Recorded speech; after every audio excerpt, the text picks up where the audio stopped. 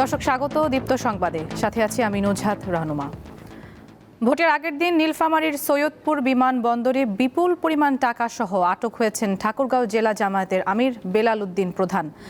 তার কাছ থেকে প্রায় অর্ধ কোটির বেশি নগদ অর্থ উদ্ধার করা হয়। গণমাধ্যমকে বিষয়টি নিশ্চিত করেন নীলফামারীর পুলিশ সুপার।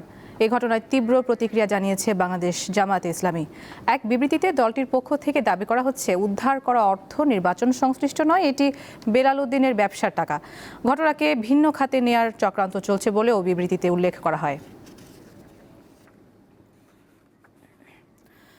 দর্শক, এ বিষয়ে জানাতে নীলফামারী থেকে যোগ দিচ্ছেন আমাদের সহকর্মী মামুনুর রশিদ মিঠু। মিঠু, জামায়াতের জেলা আমির এখন কোথায় অবস্থান করছেন জানাবেন, এবং তার এই যে উদ্ধার করা অর্থ সেটি নিয়ে তিনি কি বলছেন?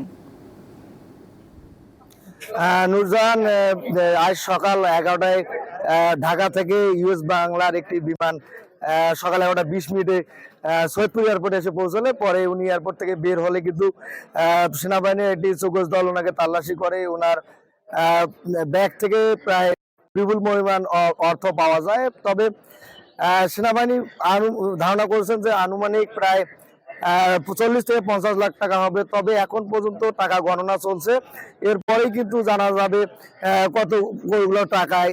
এখন বর্তমানে কিন্তু কিছুক্ষণ আগে ঠাকুরগাঁও জামাতের আমির বেলাল উদ্দিন প্রধান অসুস্থ হয়ে পড়লে ওনাকে সেনাবাহিনীর তত্ত্বাবধানে ওনাকে এখান থেকে এটা হাসপাতালে নিয়ে যাওয়া হয়। তারপর আইনি প্রক্রিয়া চালাবে বলে এমনটি জানিয়েছে নীলফামারী জেলা পুলিশ। তবে এখন পর্যন্ত সৈয়দপুর বিমানবন্দরের ভিতরে টাকা গণনা চলছে। গণনা শেষ হলেই তবে পুলিশ সুপার আমাদেরকে ব্রিফ করবে বলে জানিয়েছেন। দর্শক, নীলফামারী থেকে জানাচ্ছিলেন সহকর্মী মামুনুর রশিদ মিঠু। এবারে বিআরবি কেবলস প্রেজেন্স জাতীয় সংসদ নির্বাচনের খবর।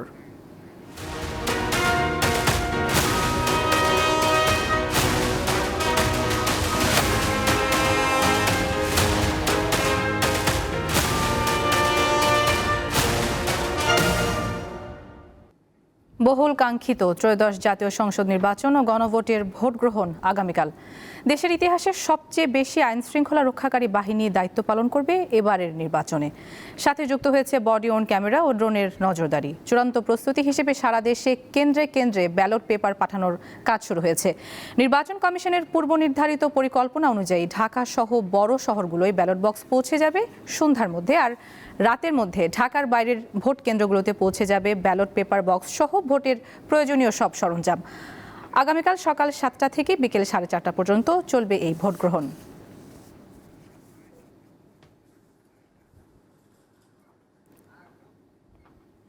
দর্শক, এই বিষয়ে আরো জানাতে দিনাজপুর থেকে যুক্ত হচ্ছেন সহকর্মী সুলতান মাহমুদ।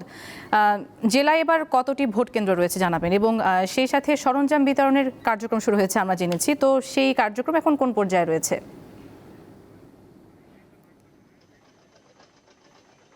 দিনাজপুর 6টি সংসদীয় আসনের মোট ভোট কেন্দ্র হচ্ছে 8044টি। এর মধ্যে 539টিকে গুরুত্বপূর্ণ উল্লেখ করেছেন জেলা রিটার্নিং কর্মকর্তা।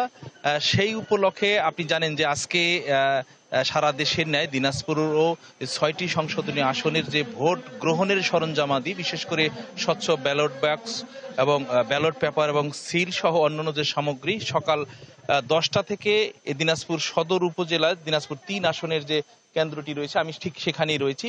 এখানে দিনাজপুর সদর উপজেলার যে অডিটোরিয়াম রয়েছে, এখান থেকেই পুলিশ প্রিসাইডিং অফিসার এবং আনসারের উপস্থিতিতে এই ভোটের সরঞ্জামাদি কিন্তু তাদের মাঝে বিতরণ করা হচ্ছে। এখন পর্যন্ত প্রায় শেষের দিকে রয়েছে। দিনাজপুর সদর উপজেলায় 130টি ভোট কেন্দ্র রয়েছে। এই ভোট কেন্দ্রের 130টি প্রিসাইডিং অফিসারের উপস্থিতিতে এবং পুলিশ এবং আনসারের উপস্থিতিতে এই ভোট যে সরঞ্জামাদি সেগুলো বিতরণ শুরু হয়েছে, প্রায় শেষের দিকে আসছে। এখন এর পর্যায়ে আপনি দেখবেন যে এখান থেকে কিন্তু বিভিন্ন যে ট্রাক্টরের মাধ্যমে সেই সরঞ্জাম সহ পুলিশ সদস্য এবং আনসার সদস্য, প্রিসাইডিং অফিসার সহ কেন্দ্রে কেন্দ্রে যাচ্ছে। মোটামুটি আর আধা ঘন্টার মধ্যেই এই ভোটের সরঞ্জামাদি বিতরণ শেষ হবে বলে আমরা জানতে পেরেছি। নুসাদ। জি, ধন্যবাদ আপনাকে। দর্শক, দিনাজপুর এলাকার নির্বাচনের প্রস্তুতি সম্পর্কে যুক্ত ছিলেন সহকর্মী সুলতান মাহমুদ। জাতীয় সংসদ নির্বাচনকে সামনে রেখে সন্ধ্যায় জাতির উদ্দেশ্যে ভাষণ দেবেন প্রধান নির্বাচন কমিশনার AMM নাসিরউদ্দিন। এক বার্তায় বিষয়টি নিশ্চিত করেছে নির্বাচন কমিশন। বাংলাদেশ টেলিভিশন ও বাংলাদেশ বেতার সহ দেশের সব বেসরকারি টেলিভিশন চ্যানেল ও রেডিওতে একযোগে তা সম্প্রচার করা হবে। ধারণা করা হচ্ছে ভাষণে সিইসি নির্বাচনের সার্বিক প্রস্তুতি সম্পর্কে দেশবাসীকে অবহিত করতে পারেন এবং ভোটারদের নির্ভয়ে ভোট কেন্দ্রে গিয়ে ভোটাধিকার প্রয়োগের আহ্বান জানান। এছাড়া দেশজুড়ে নির্বাচনী সামগ্রী বিতরণ ও ভোট কেন্দ্রের সামরিক নিরাপত্তা ব্যবস্থা নিয়েও তিনি বক্তব্য রাখতে পারেন। গত বছরের 11 ডিসেম্বর জাতির উদ্দেশ্যে দেওয়া ভাষণে জাতীয় সংসদ নির্বাচনের তফসিল ঘোষণা করেছেন সিইসি।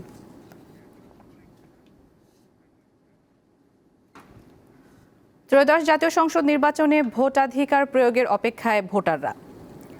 নির্বাচনে ভোট দেবেন রাজনৈতিক দলের প্রধানরাও। বিএনপির চেয়ারম্যান তারেক রহমান, জামাতের আমির শফিকুর রহমান এবং এনসিপির আহ্বায়ক নাহিদ ইসলাম তিনজনই নিজ নিজ নির্বাচনী কেন্দ্রে ভোট দেবেন। বাংলাদেশের রাজনৈতিক ইতিহাসে আরেকটি গুরুত্বপূর্ণ অধ্যায়ের সামনে দাঁড়িয়ে দেশ। ত্রয়োদশ জাতীয় সংসদ নির্বাচন ঘিরে সাধারণ মানুষের আগ্রহ যেমন বাড়ছে, তেমনি বাড়ছে উৎকণ্ঠাও। আন্দোলন, সংঘাত আর নির্বাচন ঘিরে বিতর্কের পর এই ভোটকে অনেকেই দেখছেন গণতন্ত্র পুনরুদ্ধারের বড় পরীক্ষা হিসেবে। নির্বাচনের প্রচার প্রচারণা এরই মধ্যে শেষ হয়েছে, এবার ভোট দেবার পালা। এই মুহূর্তে আলোচনার মূল বিষয় প্রার্থীরা কে কোথায় তাদের ভোটাধিকার প্রয়োগ করবেন। বিএনপি চেয়ারম্যান তারেক রহমান গুলশান 2 নম্বরে Gulshan model school and college কেন্দ্রে ভোট দেবেন। গুলশান এলাকাটি ঢাকা 17 নির্বাচনী আসনের অন্তর্ভুক্ত এবং এটিকে ভিআইপি আসন হিসেবে গণ্য করা হয়। তারেক রহমান এবারে ঢাকা 17 এবং তার পৈতৃক নিবাস বগুড়া 6 আসন থেকে ধানের শীষ প্রতীকে প্রতিদ্বন্দ্বিতা করছেন। এবারের নির্বাচনে ঢাকা 15 আসন থেকে প্রতিদ্বন্দ্বিতা করছেন জামায়াতের আমির ডক্টর শফিকুর রহমান।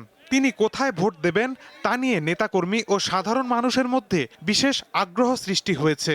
রাজধানীর মিরপুর 60 ফিট এলাকার মণিপুর বয়েজ হাই স্কুল কেন্দ্রে ভোট দেবেন জামায়াত আমির। জুলাই গণ অভ্যুত্থানের নেতৃত্ব দেয়া তরুণদের দল জাতীয় নাগরিক পার্টি এনসিপির শীর্ষ নেতারা ভোট দেবেন নিজ নিজ আসনেই। এনসিপির আহ্বায়ক নাহিদ ইসলাম রাজধানীর বাড্ডায় AKM রহমত উল্লাহ বিশ্ববিদ্যালয় কলেজ কেন্দ্রে ভোট দেবেন। এবারের নির্বাচনে ঢাকা 11 আসন থেকে লড়ছেন তিনি। মাহিদুর রহমান, দীপ্ত সংবাদ। আন্তর্জাতিক গণমাধ্যমে গুরুত্ব পেয়েছে বাংলাদেশের ত্রয়োদশ জাতীয় সংসদ নির্বাচন। এই নির্বাচনকে ভূরাজনৈতিক ভারসাম্য, আঞ্চলিক নিরাপত্তা ও কূটনৈতিক সম্পর্কের একটি গুরুত্বপূর্ণ সূচক বলা হচ্ছে। রয়টার্সের প্রতিবেদনে বলা হয়, বাংলাদেশের নির্বাচন দক্ষিণ এশিয়ায় চীন, ভারত ও যুক্তরাষ্ট্রের প্রভাব বিস্তারের প্রতিযোগিতার একটি গুরুত্বপূর্ণ রাজনৈতিক পর্ব। নির্বাচনের পাশাপাশি গণভোটের বিষয়টিও বেশ গুরুত্ব সহকারে প্রকাশ করেছে রয়টার্স। এছাড়া নির্বাচনে ঝুঁকিসহ নানা বিষয় নিয়ে প্রতিবেদন করেছে কাতার ভিত্তিক গণমাধ্যম আল জাজিরা। বাংলাদেশের নির্বাচন নিয়ে চীনের গণমাধ্যমও নিয়মিত প্রতিবেদন প্রকাশ করছে। Global Times, south China morning পোস্টের প্রতিবেদনে বাংলাদেশের নির্বাচনকে আঞ্চলিক অর্থনীতি এবং চীন বাংলাদেশ কৌশলগত অংশীদারত্বের প্রেক্ষাপটে বিশ্লেষণ করা হচ্ছে। পাকিস্তানি গণমাধ্যম জিও নিউজ শেখ হাসিনা পরবর্তী প্রথম নির্বাচনের জন্য প্রস্তুত তরুণ বাংলাদেশের ভোটাররা শিরোনামে প্রতিবেদন করেছে। দর্শক, এই ছিল এখনকার মতো। এরপর বিকেল 5টায় দীপ্ত সংবাদ দেখার আমন্ত্রণ। এতক্ষণ সাথে থাকার জন্য সবাইকে ধন্যবাদ।